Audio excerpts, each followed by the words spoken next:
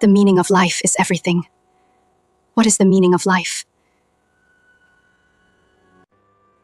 Have we come any closer to answering this ultimate question? Imagine someone finally discovered the answer. What would it be? Traditional answers usually point to higher purposes. To glorify God, to love and be loved. To be true to yourself. But how could we test these answers? How would we know they're right? If someone works hard, supports their family, and obeys the law, does that glorify God? In wartime, does the meaning of life change completely? Maybe during crisis, survival and basic happiness become enough. Here's a test.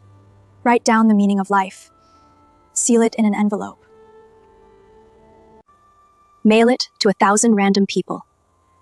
If the answer is truly right, everyone who opens it would agree. The young bride would nod. The dying man would say yes. People who fight over politics and religion would finally find common ground. This seems impossible.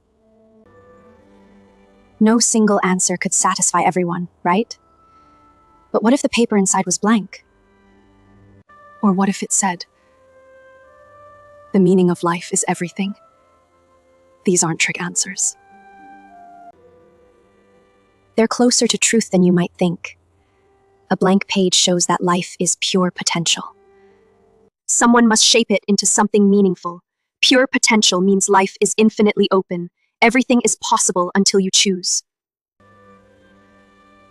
Saying the meaning is everything shows that life excludes nothing and no one. Everything embraces the infinite range of possibilities available to us. Life refuses to be pinned down. Whatever meaning you want, the universe reflects it back. Medieval Europeans saw the Holy Trinity reflected in their cosmos. At the same time, Indians saw Shiva's cosmic dance. Where Islam ruled, people saw Allah's will everywhere. Today, agnostics see spiritual confusion and cosmic randomness. Many accept the Big Bang on weekdays. On Sundays, they allow for a divine maker. When you pin the universe down to one reflection, you limit yourself too. Reality is a two-way mirror. It shows you yourself and what lies beyond. This mutual effect is required. The universe doesn't possess one set of facts. You, the observer, bring your version of reality into being. Let me show you how this works in medicine. The human body can be healed in remarkably different ways. Take cancer as an example. Breast cancer has a typical history and known survival rates. Women fall somewhere on the bell curve of outcomes. One oncologist told me cancer is a numbers game. Statistics tell us when disease strikes most often. Medicine documents tumor responses to radiation and chemotherapy constantly. With these facts, doctors search for definitive cures. But outside the statistical norm, strange things happen. I've met a woman whose mother developed a large breast tumor. She lived on a remote Vermont farm. She was too busy to get it treated. She survived more than a decade without medical attention. Another woman felt a lump in her breast. She decided to visualize it away. She saw white blood cells descending like snow to engulf the lump. After 6 months of visualization, the lump disappeared.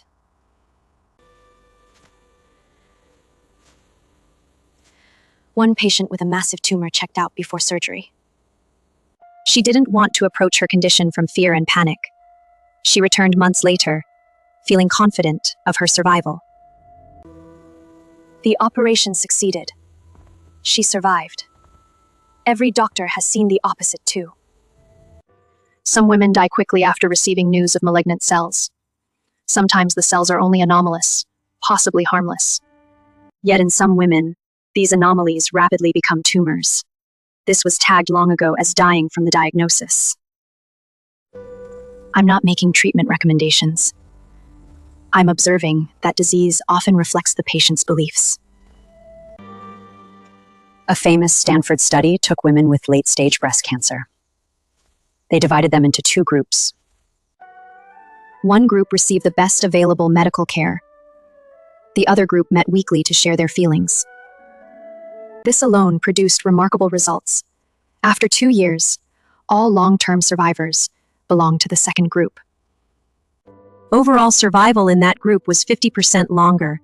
The women who confronted their emotions shifted the reflection. The human body runs on dual controls.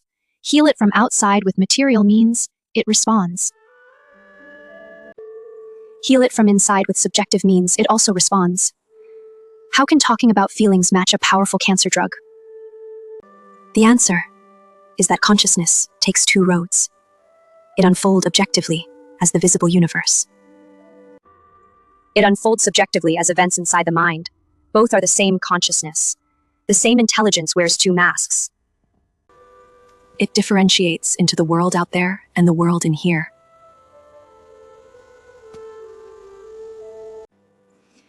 So a patient's feelings communicate with the body like drug molecules do. This isn't remarkable anymore. Mind-body medicine discovered messenger molecules that begin as thoughts. Beliefs, wishes, fears, and desires all become molecules. The breakthrough will come when medicine stops giving molecules all the credit. When Mozart wanted to compose a symphony, his intention called up brain function. It's absurd to say his brain wanted the symphony first. Awareness always comes first. Projections, objective and subjective, follow after. Here's the point. You cannot separate the world from your version of it. Your version is based on beliefs and assumptions. Some you're aware of, most you're not. Yet these beliefs shape everything you experience as real.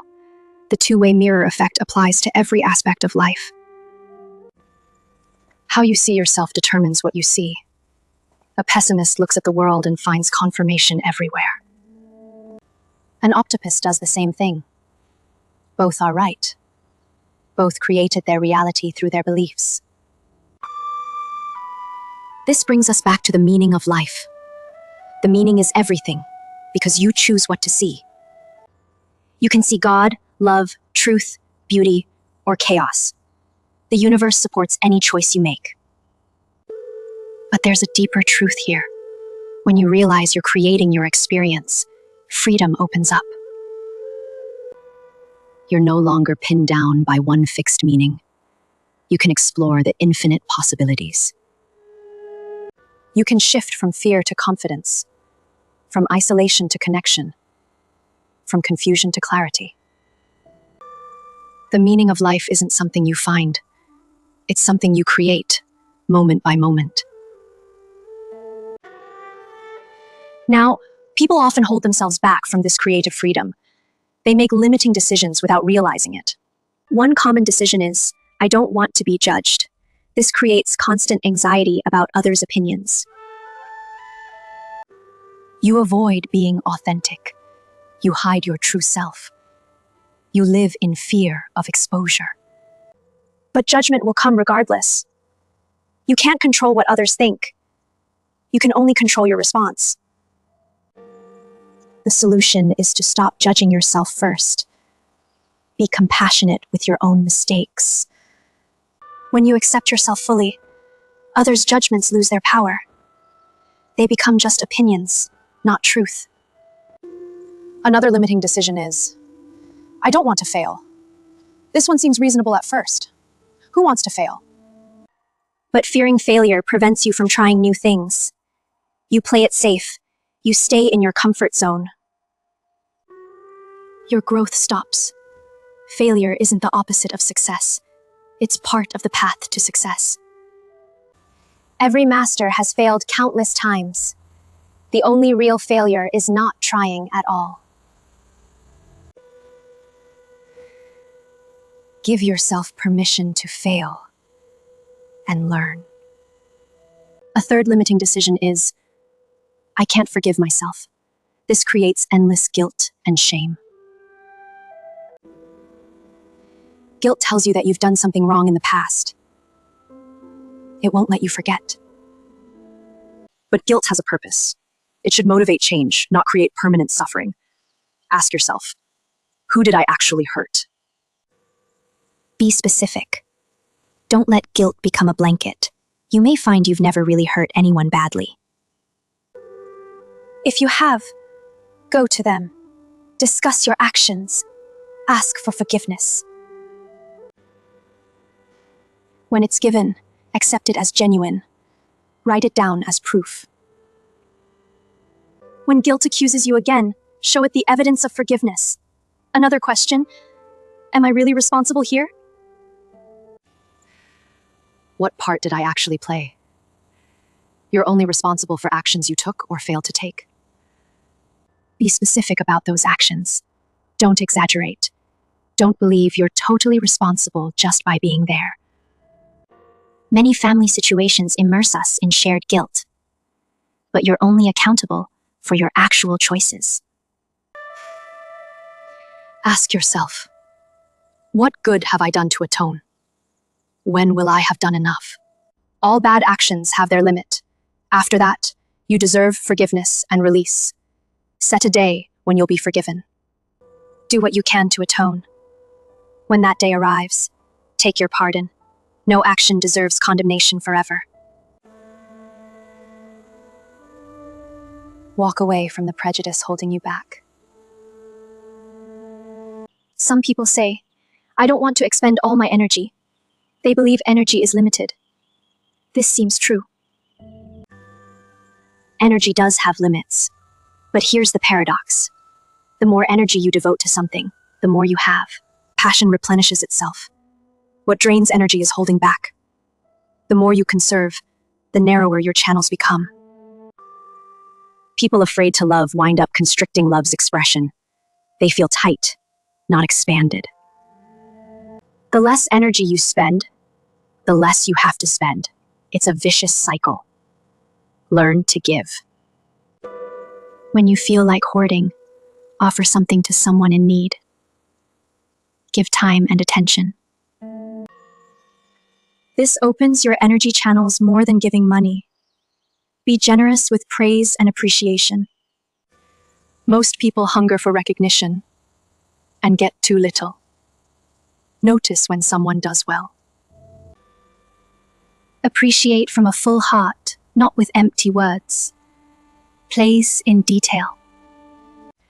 Show the person you actually paid attention to what they accomplished. Follow your passion. Some area makes you want to spend all your energy there. Most people have built-in inhibitions about going too far. They don't really spend themselves fully. Be willing to go the limit, then go further. If you love hiking, conquer a mountain. If you like writing, start and finish a book. The point isn't to force yourself. Prove to yourself how much energy is really available. Energy carries awareness into the world. By devoting more energy to any endeavor, you increase the understanding you'll gain. Another limiting decision is, I don't want any pain. This is about psychological pain, not physical. People who suffered without healing have great aversion to new pain. Past pain creates fear of weakness. Pain makes us feel vulnerable and exposed. These issues run deep in everyone.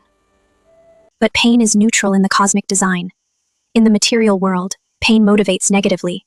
Pleasure motivates positively. Learning to be free means your actions don't depend on either. This is the greatest challenge. We're all attached to the pleasure and pain cycle. Only by reaching the witness state can you observe how these forces drive you. Some say, I want to get things over with fast. This revolves around impatience. When your mind is restless and disorganized, you can't help being impatient. You lack attention span. People who can't pay enough attention are deprived of new challenges. Their understanding stays superficial. Ironically, time isn't essential to thoughtful response. It's not how long you pay attention. It's how deep. Depth matters more than duration.